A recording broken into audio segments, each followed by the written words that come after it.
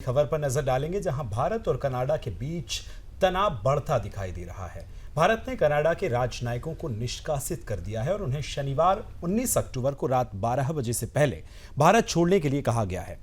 निज्जर हत्या मामले में कनाडा के आरोप पर भारत सरकार सख्त नजर आ रही है। सोमवार को कनाडा डिप्लोमेट्स को भारत की ओर से समन भी दिया गया था, जिसके बाद विदेश मंत्रालय से बाहर निकलते हुए कनाडाई प्रतिनिधि ने कहा कि भारत को अपने दावों का पालन करना चाहिए।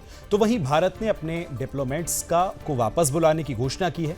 दरअसल ट्रूडो ने आतंकी निज्जर की हत्या के मामले में भारत के राजदूत संजय कुमार वर्मा समेत कई भारतीय अधिकारियों के नाम लिए थे, जिस पर भारत ने कड़ा ऐतराज भी जताया था। बता दें कि 2023 में खालिस्तानी आतंकी हरदीप सिंह निज्जर की कनाडा में 18 जून को गोली मारकर हत्या कर दी गई थी। निज्जर खालिस्तान टाइगर फोर्स का प्रमुख था।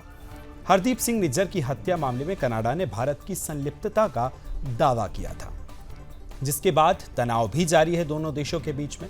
आइए इस खबर का पक्ष और विपक्ष क्या है वो भी जानेंगे, लेकिन सबसे पहले पक्ष लावनी जी आपको बताएंगे।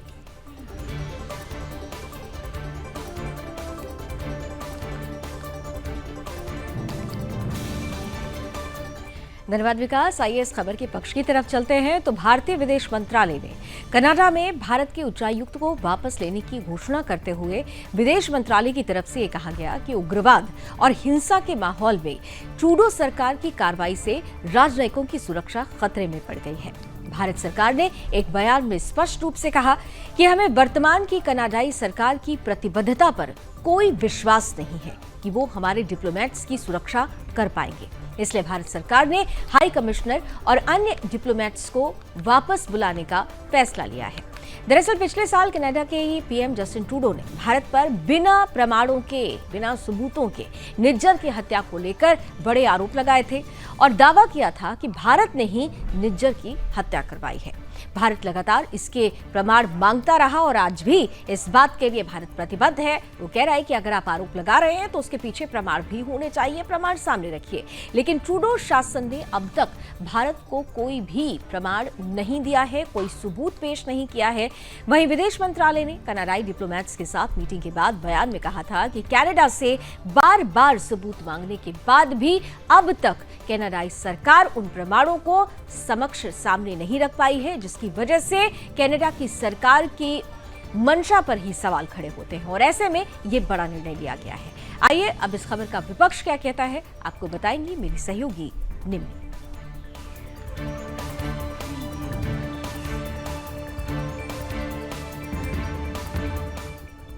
चलिए इस खबर का विपक्ष आपको बताते हैं। और कनाडाई प्रधानमंत्री का कहना है कि नई दिल्ली ने भारत सरकार के एजेंटों के हिंसा से जुड़ी गतिविधियों में कथित तौर पर शामिल होने की आपराधिक जांच में सहयोग करने से इनकार कर दिया था।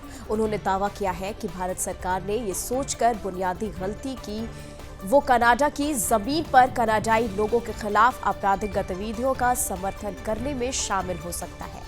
वहीं जस्टिन ट्रूडो ने कहा कि कनाडा भारत के लोगों के बीच आपसी संबंधों, व्यापार और कारोबारों में निहित एक लंबा इतिहास है, लेकिन हम अभी जो देख रहे हैं उसे सहन नहीं कर सकते। कनाडा भारत की संप्रभुता और क्षेत्रीय अखंडता का पूरा सम्मान करता है और हम उम्मीद करते हैं कि भारत सरकार भी कनाडा के लिए ऐसा ही करेगी। प्रधानमंत्री के तौर पर ये मेरी जिम्मेदारी है कि मैं उन लोगों को आश्वस्त करूं जो महसूस कर रहे हैं कि सुरक्षा के साथ समझौता किया गया है, लेकिन सबसे महत्वपूर्ण बात ये कि कार्रवाई करना मेरी जिम्मेदारी है।